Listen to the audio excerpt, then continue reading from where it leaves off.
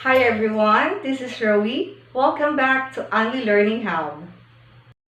In today's video, we're going to discuss the important terminologies na nadidinig natin palagi at pag-uusapan natin, pag-aaralan natin kung ano ba yung mga use ng mga terminologies na to at ano yung mga important parts ng mga terminologies na ating i-discuss sa paggawa ng thesis. And they are variables, congruence, citation, and transition.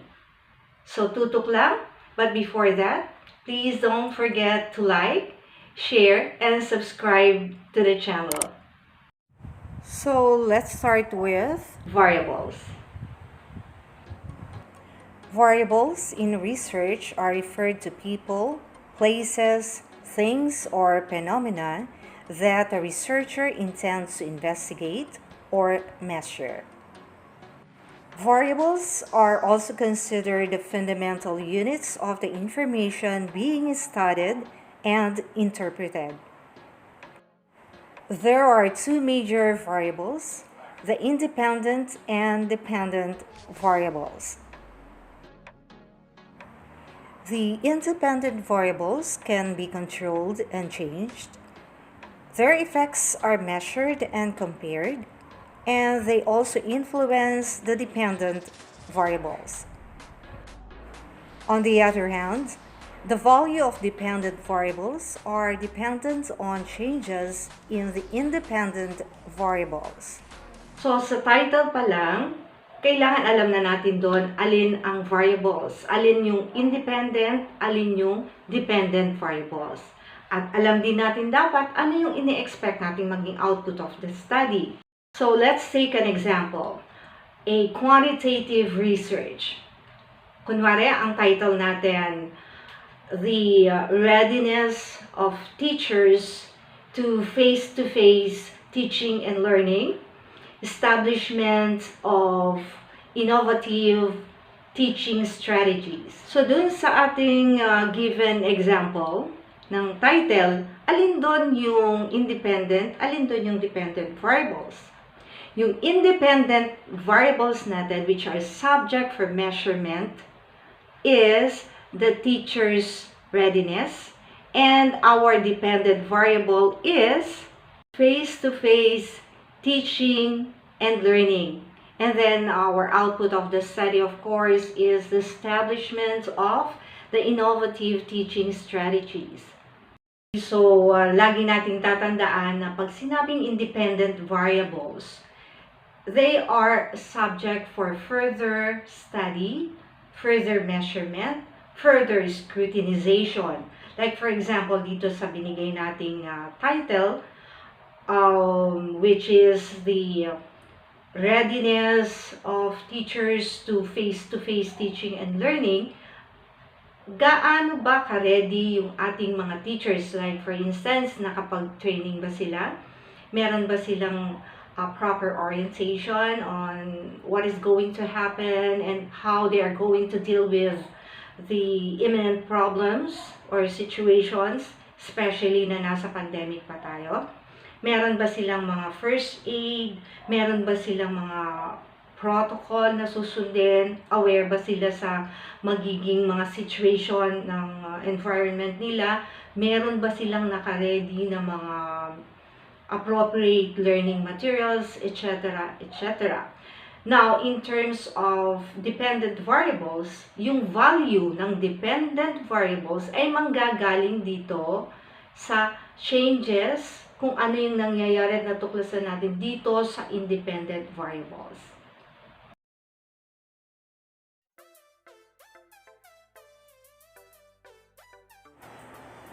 So under teacher's readiness, you may include the demographic profile of the respondents.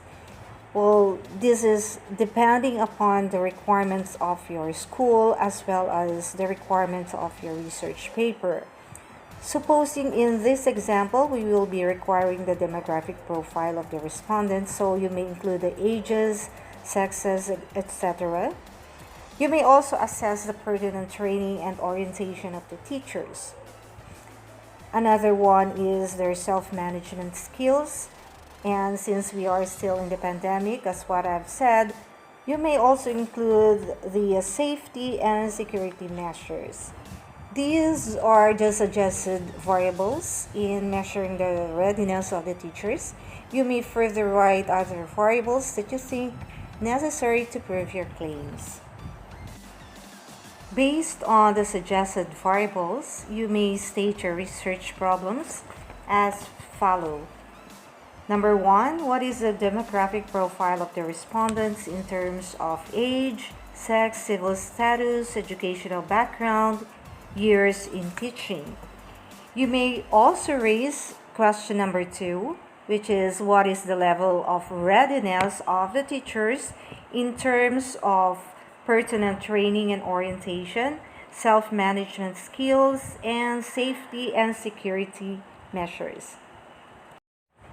Now, in determining the relationships between variables, you may include question number 3, which is there a significant relationship between the profile of the respondents and the face-to-face teaching and learning? You may also take note that the profile of the respondents here is the independent variable, while the face-to-face teaching and learning is the dependent variable. And for the last question, you may address the significant relationship between teachers' level of readiness and the face-to-face teaching and learning. You may again take note here that the teacher's level of readiness is the independent variable and the face-to-face teaching and learning is the dependent variable. Now let's proceed to congruence. In the dictionary, congruence means agreement, harmony, or compatibility. The various meanings of congruence have no difference with the methodological congruence in research. However, more specifically, methodological congruence is the agreement between the researcher's preferred research methodology that should be ensured aligned with the SOP or research questions, procedures for data gathering and sampling, data analysis, down to findings, and the research instrument. So now, let's talk about congruence. Ano ba yung congruence? Kanina, we defined congruence as harmony, agreement, or compatibility. Compatible saan, agree saan, or let's go back to our example as we illustrate what congruence is all about. Subsequent identifying the independent and dependent variables, the statement of the problem should be congruent with the methods of research, which include the research design, data gathering procedures, sampling procedures, respondents of the study, and data analysis or statistical treatment.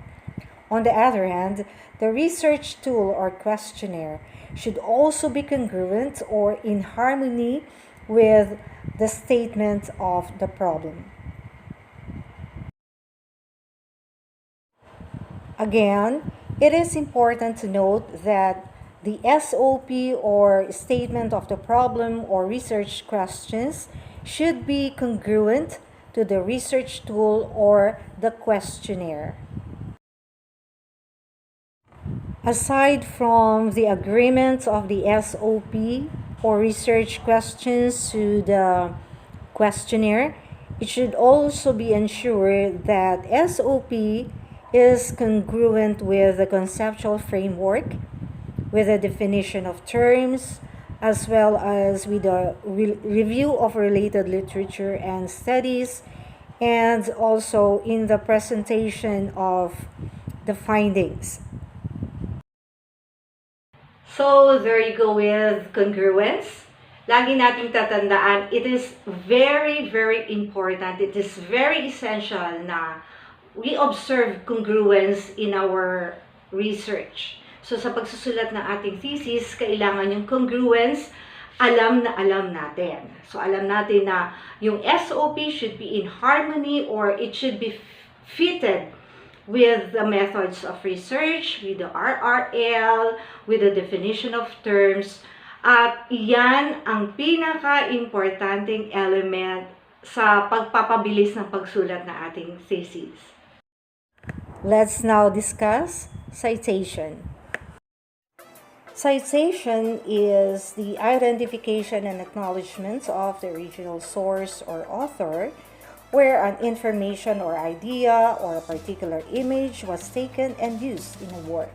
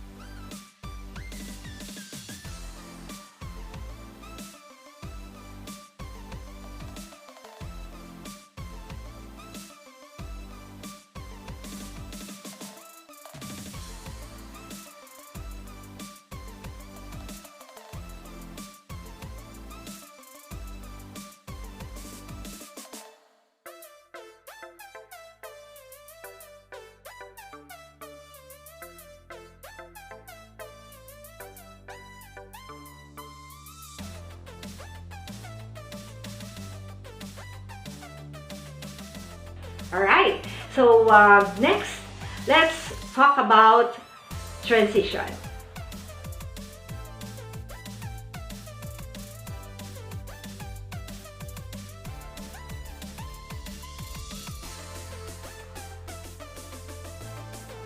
There are several transition words and phrases that you may consider in writing your research.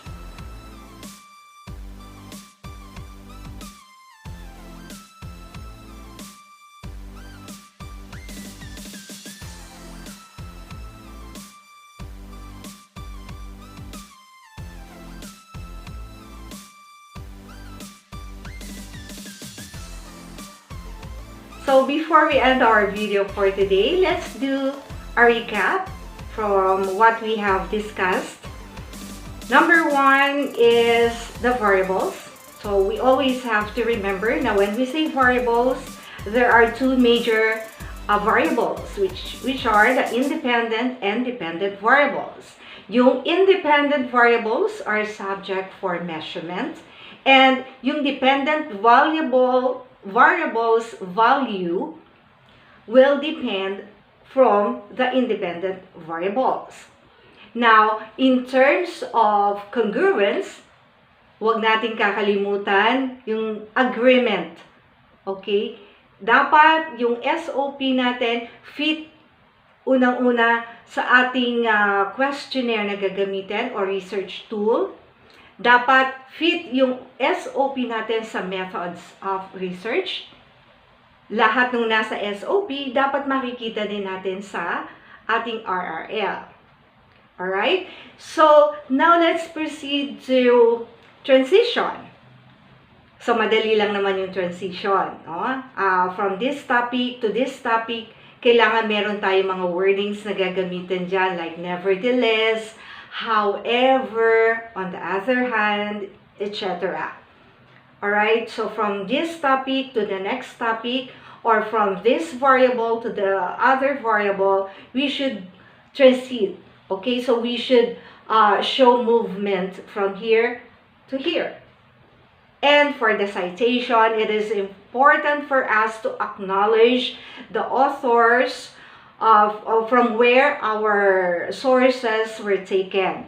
Kung saan galing yung information or kung saan galing yung sources natin, we should acknowledge the author, we should acknowledge the publisher, etc., etc. So, There you go with the important terminologies. Huwag kakalimutan ang, siyempre, ang variables, ang ating congruence, transition, and citations. Yan ang mga pinaka-importanting bagay, pinaka-importanting terminologies pag tayo ay nagsusulat ng research. Alright, so next video or sa mga susunod na videos, we are going to tackle, of course, the how are you going to make your thesis proposal. Kamusta naman ang iyong title? Napapanahon ba yan?